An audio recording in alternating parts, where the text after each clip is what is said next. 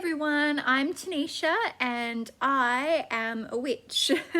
So this channel is going to be about me coming out about being a witch, so my journey coming out about being a witch, how I knew I was a witch, what type of witch I am and what it means to be that type of witch. And I hope by doing this video that I can help any of you who might be on a similar witchcraft journey. So, to start with, coming out about being a witch has been very difficult because it's been something that I've known all my life, but as you know, in our past lives, it was not okay to be a witch and you were condemned and killed and tortured for being a witch. So I strongly believe that I was a witch in my past life because I just came into this world knowing that that's what I was. I was just very drawn to all movies to do with witches, like all objects like crystals and things to do with witches. Started writing like stories about witches and I just knew it was what I was. And I also feel like I just have always just had some knowledge about being a witch that's kind of like been passed down to me. I just want to stress that doesn't mean I think that I am any better than any other witch. This is just my own personal journey. And yeah, I believe that it was what I was in a past life. So even though I have strongly known it's what I was in this life, it's been very hard for me to come out about it because of worrying about that ridicule and that judgment. And then there's that past life where we were like killed for being a witch. And then in this life, it's still not 100% accepted. But I do want to thank like all the witches that have come out about being who they are, because you've made it a lot easier for all of us to be able to, you know, not be afraid and show who we are. And I think it's made the world kind of a lot more accepting of it, and like the world kind of knows that they can learn from us instead of ridiculing us. Because, you know, like everybody has a gift to give to this world. Ours just so happens to be being a witch and, you know, it's like a more of a spiritual path. And, you know, that happens to be the gift we can give to the world. So that covers coming out about being a witch and how I knew I was a witch. And I just want to say it's actually been very difficult. I've been guided to do this video, but it's been very difficult for me to come out about it because by doing this video I'm essentially saying I am a witch to the world, and although I've always known it in myself, it's been hard to come out about it because you know, I do worry that I may lose friends and things like that don't resonate with you know, this side of me. But I've had to just think that I can't not be myself. I have to be myself in this life, otherwise there's no point in this life. And without being myself, I can't share the gifts, I can't share my purpose that I was meant to share, and you just kind of feel empty and like something's missing. So I have to do this, I have to come out about it. And sorry, I don't have to, but I want to, because I want this life to mean something to me. And if I lose those people, that's going to be sad, but you know,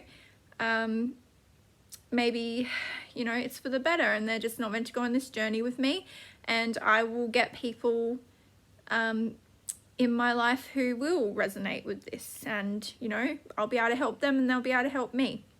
So anyway, that covers those two topics. So the next topic was what type of witch I am. So it's a mouthful, but I am a grey eclectic witch.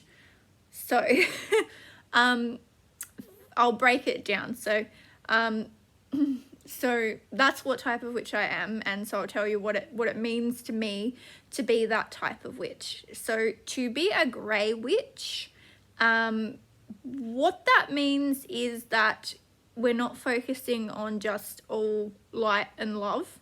We're also focusing on the darkness, and kind of balancing the two.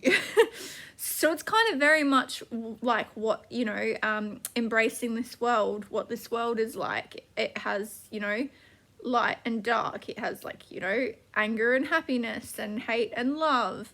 And you know, what I believe is that we learn from the darkness. You know, it's there to teach us about our light and love self, about that aspect of ourself. I think it's just important to me as a grey witch not to get too caught up into being that darkness, but more so bringing that love and that light to that darkness in order to learn from and transform the darkness. So that's what being a grey witch means to me. Eclectic means basically I don't follow any kind of religion. Like, I don't follow any kind of religion, any kind of worshipping, and I just kind of go with my own inner guidance system. So, you know, when it comes to like manifesting or spell casting or connecting with the spirit world, I just follow my own inner guidance on all of that. And eclectic kind of like, it's sort of adapting witchcraft to the modern world as well. So, you know, you can include things like music and things like that in your practice. So to cover it, so basically when it comes to religion, I believe in all religions. So I don't believe every single word of religion is truth. I just think there is truth to be found in all religions. I do think many of them have been warped though for greed and selfishness. So I sort of just go with what resonates with me in what religions. Therefore I don't worship any particular gods. And I don't even really like the word worship because I don't believe in handing my power over to something else. To me, that just feels like if a schoolyard bully was saying, I'm bigger than you, I'm better than you, I'm more powerful than you, I'm stronger than you, that's them trying to take your power. So any kind of like god or goddess that, you know, is depicted as saying that it is, you know, a god and humanity needs to worship it and it has all this knowledge, and I don't really resonate with those gods. What I do resonate with, because of my own experience, is a god, masculine energy, and a goddess, feminine energy. And both of those energies have come to me in my life, which I will do another video about specifically how I met them and came to be working with them. I say working with them because I do not like the word worship and I do not like worshipping. So like they guide me basically, and their energy doesn't come off as we know better than you. It's here's some knowledge, you can follow it if you choose to, you know.